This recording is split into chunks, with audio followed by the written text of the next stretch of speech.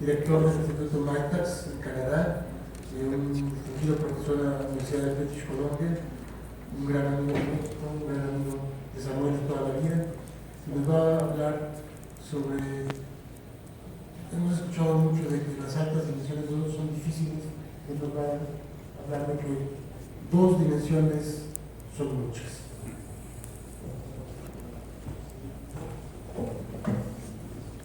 Muchas gracias, Pepe. Es un honor poder estar aquí hablando sobre el tema de la topología. Hoy en la noche tendré la oportunidad de hablar sobre Samuel. Basta decir en simplemente que es un gran matemático y un gran ser humano.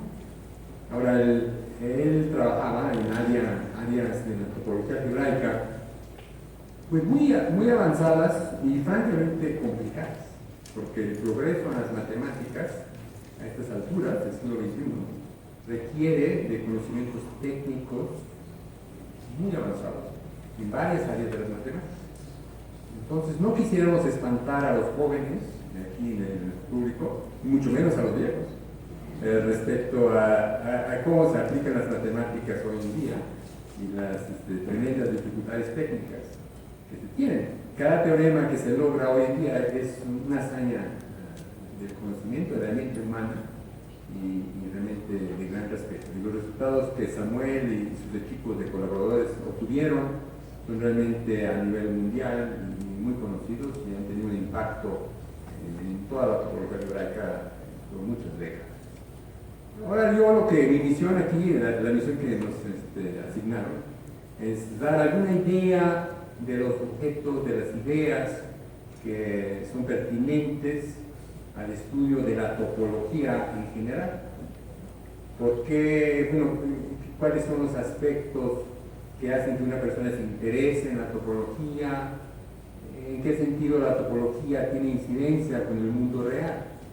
Aquí se puede tener la discusión si las matemáticas son inventadas y con axiomas, así como Euclides, o si las matemáticas existen en la naturaleza y nosotros las descubrimos. Y después, para ordenar los pensamientos, axiomatizamos las estructuras y podemos asegurarnos de lograr descubrimientos rigurosos desde un punto de vista matemático, pero también tendrán manifestaciones en la vida real. Y cuando decimos la vida real, decimos cosas como la ingeniería, la economía, la física, etc. Porque, como ustedes bien saben, las leyes del universo se rigen por ecuaciones matemáticas y la topología y la geometría juegan un papel muy importante en la forma en que se aplican los conceptos de la física. Pero está que muchas veces los físicos, los ingenieros, los economistas se toman libertades con las matemáticas, pero ese es otro tema que no abordaremos. Entonces vamos a simplemente tratar de dar una idea de qué ocurre en la naturaleza, en las matemáticas, un pedacito, y aquí escogí el pedacito de dimensión 2. ¿Okay?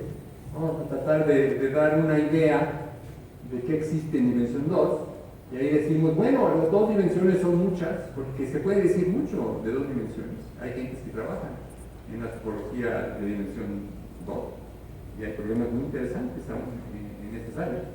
Y aquí vamos a dar una idea de qué se conoce y tratar de conectar con ideas intuitivas y básicas de matemáticas, digamos, hasta de la preparatoria o secundaria, depende de qué escuela vayan, y ver cómo se relaciona. A ver, entonces, ¿qué es el espacio bidimensional? Es algo que la gente que ha tomado un curso de matemáticas, ya a nivel, digamos, secundario, sabemos que tenemos X y Y, tenemos las dos coordenadas, el eje X y el eje Y, y describimos los puntos con coordenadas X y Y. Y todos sabemos que tenemos objetos planos que se pueden pintar, porque francamente si se tiene una superficie, una pared, el instinto humano es pintar la pared, ¿no? El que niegue la existencia de dos dimensiones y dos coordenadas, pongas a pintar en esta pared, aquí lo vemos. Entonces aquí tenemos objetos favoritos, como un de rectángulo, un triángulo y una simple curva. Y esto nos recuerda que las cosas de dimensión 1 viven en dimensión 2 también, las rayas, las curvas. Entonces nosotros tenemos alguna idea no solamente intuitiva, sino también algo formal, bastante generalizada, de cómo se pueden modelar dos dimensiones en las matemáticas. Bueno, ahora lo que queremos es tratar de extender este concepto y decir, bueno, desde el punto de vista de los seres humanos, estamos aquí en este cuarto, parados allá en el zócalo, listos para dar el grito o lo que sea, se ve ahí plano.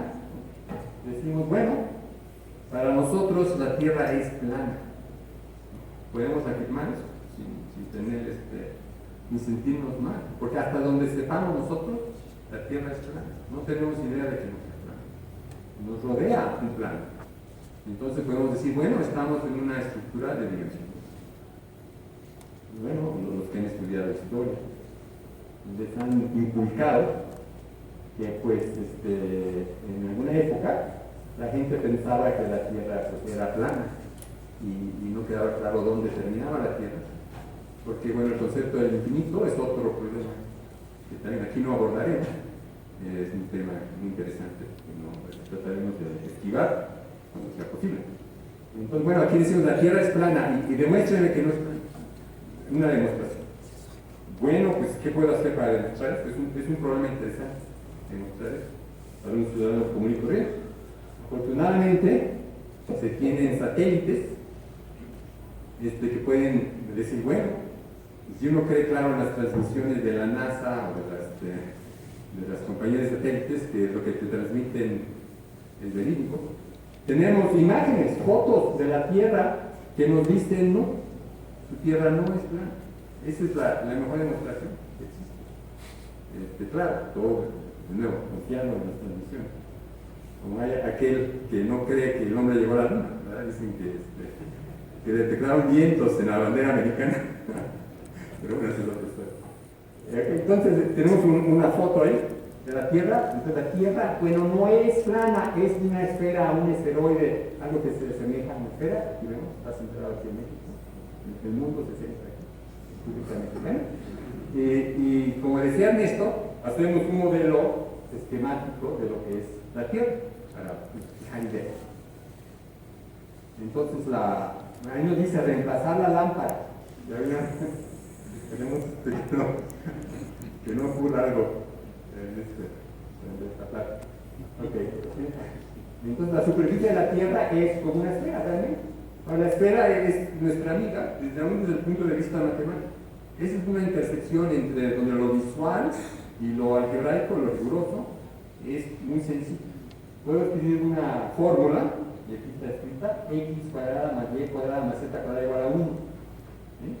Y estudio las coordenadas x, y, z que satisfagan esa condición. Es una condición algebraica cuadrática, una relación cuadrática. Y bueno, eso nos describe de alguna manera un poquito mágica. Los puntos que satisfacen esa ecuación describen exactamente la esfera de radio 1, centrada en el origen, en las coordenadas x, y, z. Pero lo que estamos viendo, tenemos tres coordenadas, pero lo que nos interesa es la superficie. Y aquí es un punto nuevo para la reflexión. La Tierra es sólida. Entonces podemos perforar al centro de la Tierra. Es un objeto que también tiene profundidad. Pero nosotros, si no sabemos excavar, vivimos nada más en la superficie y eso a nosotros no nos va a afectar. Para los propósitos de esta conversación, nada más habitamos la superficie, ¿verdad? Entonces, esa es la ecuación. Eso no nos está describiendo lo que está dentro de la esfera, simplemente el cascarón. A nosotros nos interesa el cascarón y como ven, si yo me paro en cualquier punto del cascarón, ¿sí? Entonces, en cualquier punto de la esfera, todo se ve plano. Se ve como si estuviera yo en un plano X, Y. Aquí una representación. Me paro aquí y todo parece ser plano. Sin embargo, si me voy para atrás, si le doy alguna distancia, si me voy al espacio, literalmente, en el caso de la Tierra, nos damos cuenta que ese es un fenómeno local. Y aquí es de nuevo un tema también muy interesante en las matemáticas, los temas, los puntos de vista globales, estructuras globales de las estructuras, en contraste con las estructuras locales. Y lo que estamos diciendo aquí, de manera rigurosa, es que localmente vivimos en algo que es de dimensión 2, que es un plano, para los propósitos de los habitantes de esta delegación, ¿no? Vivimos en un plano. Pero yendo globalmente, sabemos que eso se puede cerrar, tiene una estructura global que lo convierte en eso. Eso es el concepto que tratamos de transmitir aquí, y eso es lo que se llama una superficie. Las superficies son estructuras matemáticas que localmente parecieran ser, pues, como decían los X y Y. Bueno, entonces ese es un concepto que creemos que es intuitivo. Bueno, yo hice algunos experimentos con mi hija cuando estaba en el kinder, y le decía, bueno, ¿qué te parecen las gráficas y las superficies? Ah, ¿qué es eso, papá? Porque eso no lo vas a ver hasta que estés en tercer año de licenciatura. Pero intuitivamente se entendía mucho mejor que los famosos quebrados que decía Kentaco. Es mucho más intuitivo una superficie que un quebrado. Un quebrado es una fórmula, una receta que nos dan, un algoritmo de los algoritmos. Aquí otra corriente es la topología, es más clara que el álgebra. Aunque finalmente reducimos gran parte de la topología álgebra para poder manipular los conceptos. Los conceptos, las ideas topológicas las ve uno y las intuye. Y esto es una parte muy importante en los trabajos de gente como Samuel y otros próceres de la topología y de la geometría. Bueno, entonces tenemos el concepto de una superficie, de ver, bueno, ¿qué podemos hacer con eso? Ok, bueno, como decía Ernesto, bueno, si tú tienes una superficie, así como tienes una pelota así un poquito desinflada, podemos aplastarla, ¿no? Nadie nos detiene de aplastar una naranja o una pelota y se deforma, deja de ser esfera, ¿no? Y eso no nos preocupa tanto, ¿no? Puede dejar de ser esfera sin ofendernos. Bueno, pues no es esfera exactamente, pero tiene muchas de las propiedades de la esfera. Es un esferoide. Aquí vemos un ejemplo de elipsoides. Aquí esto aparece en una nave espacial, la imaginación.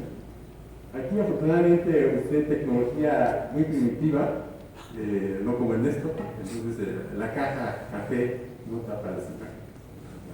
La censura tecnológica. Entonces ustedes se tendrán que imaginar alguna peliculita deformando estas estructuras. ¿No? Entonces, bueno, hay objetos de dimensión 2, un elipsoide, una pelota de fútbol. Aquí bueno, aquí se prefiere el soccer, ¿verdad? O sea, tenemos tener que hablar de la selección nacional. Hay la pelota de fútbol americano, optable para algunos, pero existe y topológicamente es igual. El fútbol americano y el fútbol asociación tienen aspectos pues, comparables. Y el estético, lo que usan, topológicamente son iguales. Bueno. Ahora, ¿cómo modelamos una esfera? Bueno, esto aquí es otra idea que es eminentemente topológica. La idea es, si nos dan un objeto, así, un pedazote de algo, dicen, bueno, me cuesta mucho trabajo entender ese pedazote. ¿Qué tal si lo corto en pedacitos? Y entiendo cada pedacito. Entonces esto, de nuevo, lo intuye un niño en la primaria. Le dan unas tijeras apropiadamente redondeadas para la piel, y él empieza a cortar. Le decimos, corte usted esta figura, corta en pedacitos. Y lo hace con gran deleite. El niño corta el objeto y tiene una bola de papelitos irreconocibles. ¿Y qué tiene que ver los papelitos que hay ahí con la figura? Bueno, es que yo cuando estaba cortando, estaba yo apuntando cómo estaban pegados. Y yo puedo, con cinta, volverlos a pegar y reconstruir lo que es original. Y de nuevo, ese es un concepto básico de los seres humanos, ¿no? De muchas cosas en el diseño, en ingeniería, construir y componer y descomponer un objeto, entender cada componente y después pegarlas para lograr un lugar. Bueno, ese es como el aspecto, es como el axioma número 1 de los topólogos. Subdividimos en pedacitos que podemos entender y nos acordamos de cómo pegamos. Aquí tenemos la esfera, y lo que decimos es, bueno, la esfera secretamente no es más que dos discos que pegamos en la frontera. Bueno, y políticamente es el hemisferio norte y el hemisferio sur, dos hemisferios, dos mundos que existen, dos hemisferios, están pegados en el Ecuador. Y de nuevo eso se enseña en la geografía. Y estamos aprendiendo un concepto, es un teorema topológico.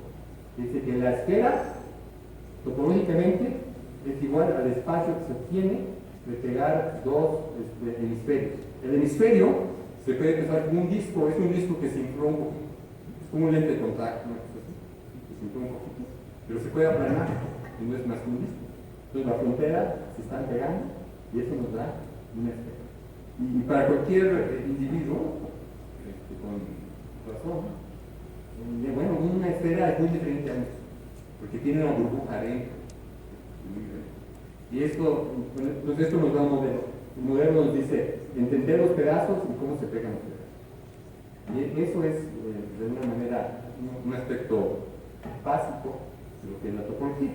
Ahora aquí tenemos un objeto que existe en la naturaleza, como hemos visto con los satélites, tiene una ecuación formal, cuadrática, que la describe, y también tiene una interpretación cortando y pegando pedacitos. Esa es la favorita de los topólogos. La ecuación es más bien para los geómetras expertos en análisis. Entonces, hay varias formas de entender estos objetos y empieza uno a darse cuenta, bueno, si estamos pegando de una manera o de otra, quizá ocurran cosas inesperadas.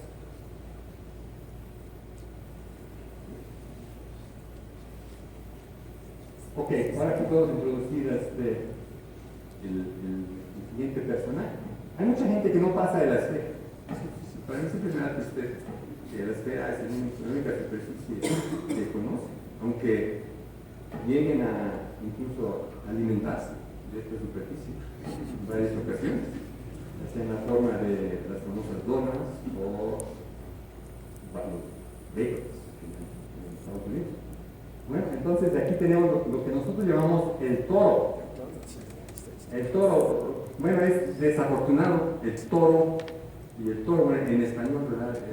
Produce alguna confusión, no tiene que ver con la figura taurina, pero bueno, ni hablar, así es, llamamos el toro, y eso significa, la definición es la dona hueca, o la superficie de una dona. Eso es un toro, y si uno va recorriendo el toro, y cada de estos pedacitos, cada de estos parchecitos, claramente parece una estructura de dimensión 2.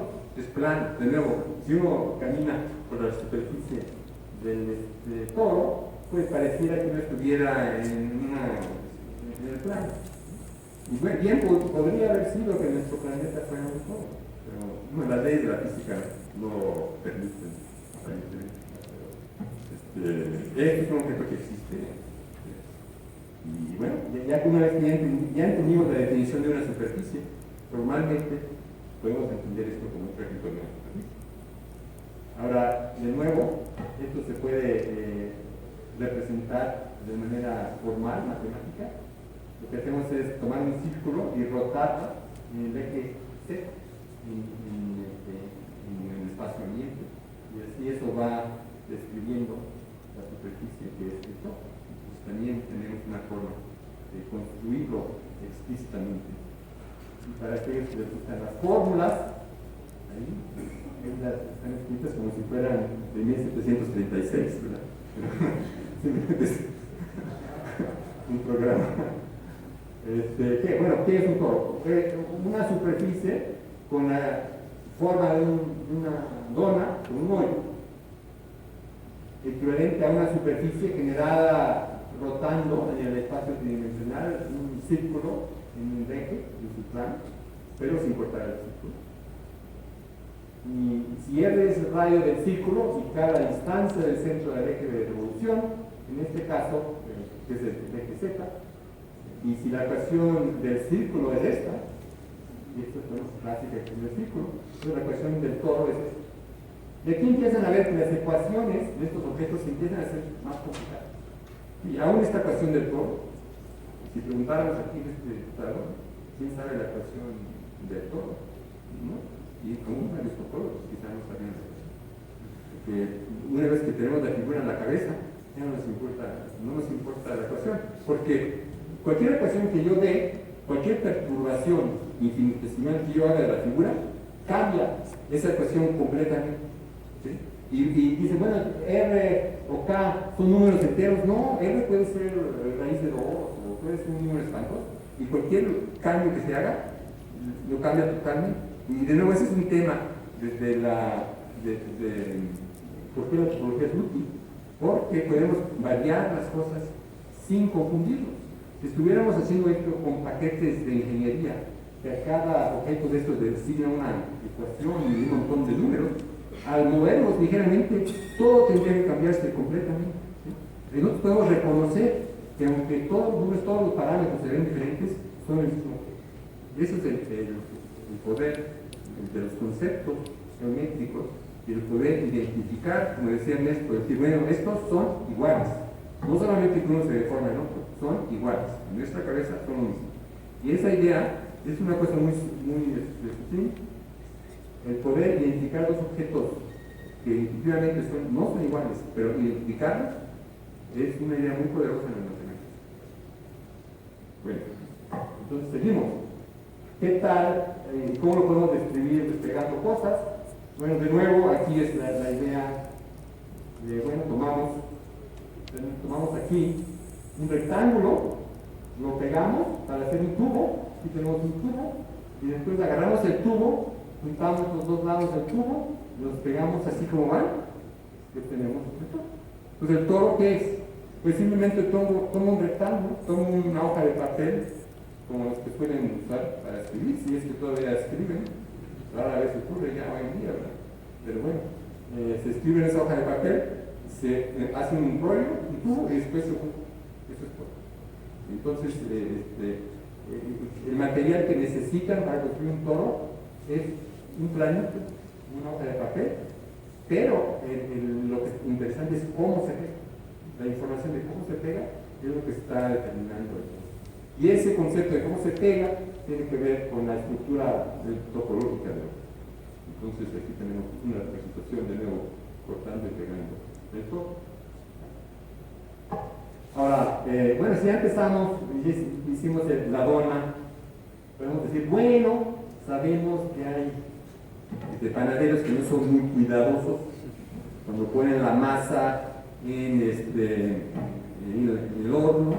A veces las dos donas se juntan, se va fluyendo la masa, las dos masas se juntan y se pone al horno, no es descuidado, no le importa, y produce una dona con dos hornos.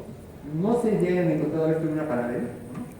Sería interesante saber si esas las tiran, qué hacen con ellas. Pero estarían descubriendo una nueva superficie. Porque si ustedes lo piensan, todo es muy distinto, caminando por aquí, ¿qué importa si estoy yo aquí, o aquí abajo, por la parte de atrás? No, la parte de atrás no hay sorpresas, ¿eh? Se ve igual evidente que atrás. Hay un principio de homogeneidad. Bueno, pues es superficie, porque aquí tengo planitos, todo dividido así, y no hay problema. Eso puede ser un concepto de una dona doble, ¿verdad? Puede ser un descuento, en lugar de cobrar pues son dos donas, porque se ahorra masa. Aquí es donde se está juntando. Bueno, entonces ya si lo hiciste para dos, hazlo para tres. Ya inició un panadero extremadamente descuidado, muy contento. Y bueno, entonces tenemos otra superficie. Decimos, bueno, ahí sí decimos, bueno, los matemáticos pensamos, bueno, si hacemos algo para 1, para 2, para 3, bueno, pues es una sucesión ahí, ¿verdad? Que sabemos, nuestros maestros nos han enseñado, pues bueno, en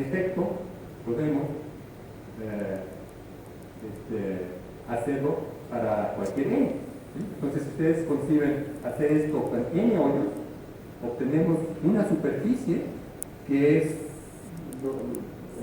una versión de esto, pero con n, que es muy fácil de ustedes de entender. Ya no es fácil de dibujar o de ir a internet y robar imágenes que tengan esto. Ya es un poquito más problema. Okay. Entonces aquí lo escribimos. Primero, es posible dar ecuaciones que describen esos objetos en espacios tridimensionales, pero son ecuaciones complicadas.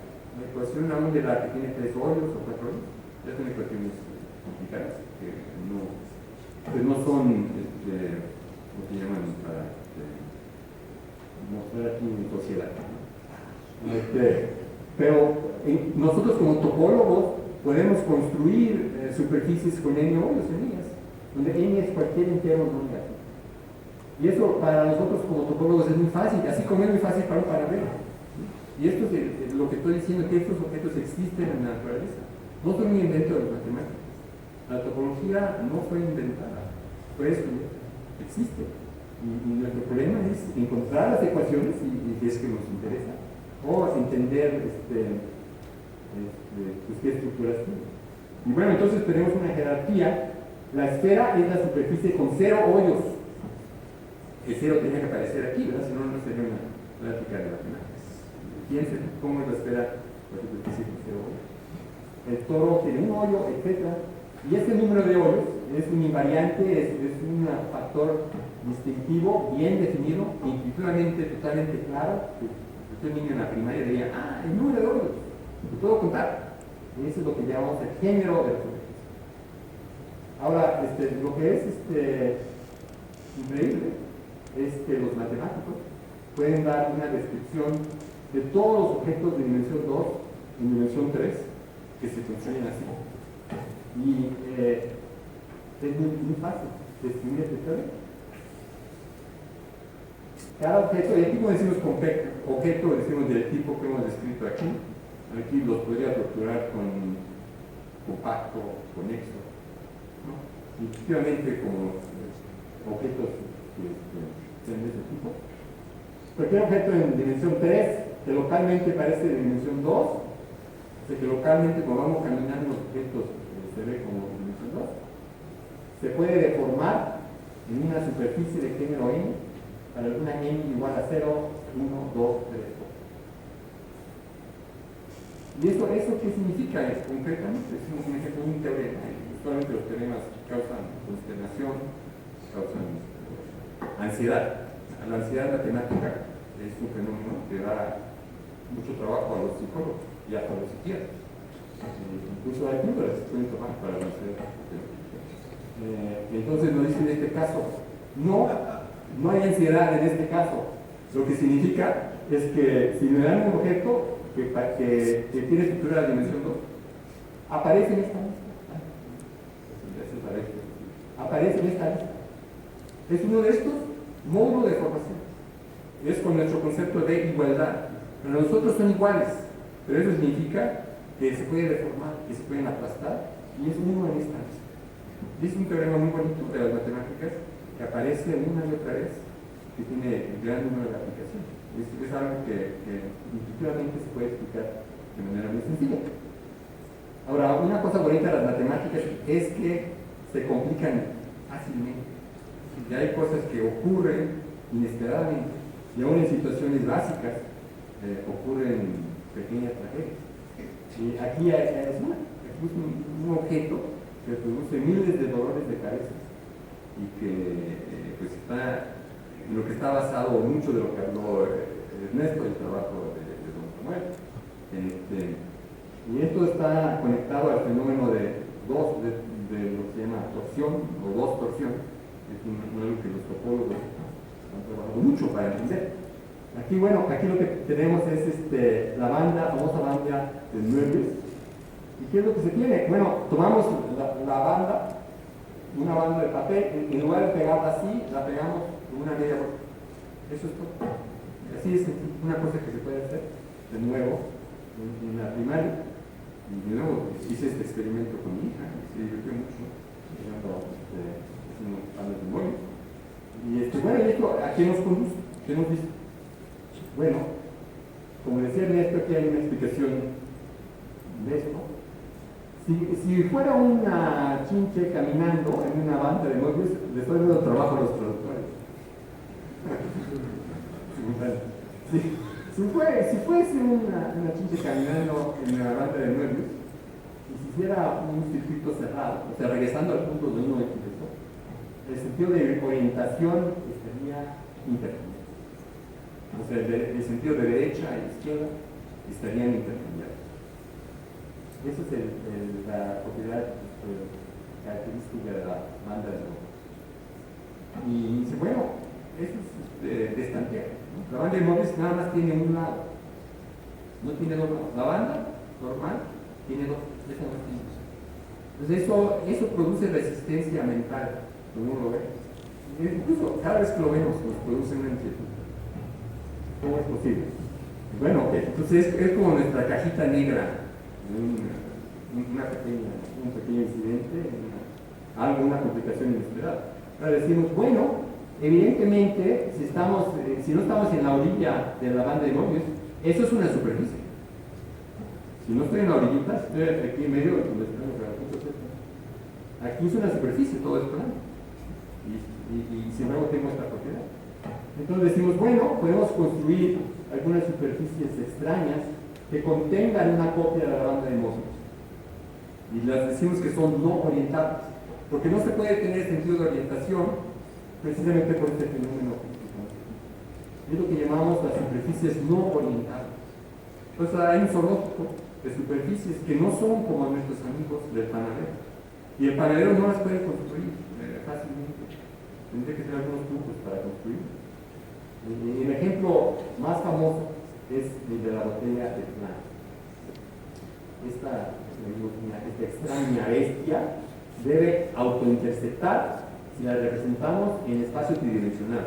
Una botella de Klein es algo que se encuentra, para encontrarlo en dimensión 3, tiene que interceptarse consigo mismo. Y eso es, de nuevo, una cosa interesante de tratar de entender el concepto de poder existir en un ambiente sin interceptarse en uno mismo. Nosotros obviamente vivimos aquí sin interceptarnos, ¿no? Pero tú tal vez tuviera una persona que el brazo tuviera que pasar aquí por el corazón y demás, ¿no? Dicen, bueno, pues es la persona integral, pero se autointercepta. Parece una cosa muy dolorosa. Y eso le ocurre a la pobre botella de Klein cuando la representamos en dimensión 3. Aquí es una forma de construir la botella de Klein. Esta botella de Klein se obtiene pegando los dos lados extremos de un cilindro, pero tenemos el cilindro, tenemos el cigarrillo, ¿no? Ya, y decimos, ay, voy a hacer mi toro, lo pego así. No hagas eso. Toma eso y lo metes por dentro y lo pegas por dentro. Entonces se mete por dentro el extremo y se pega por dentro.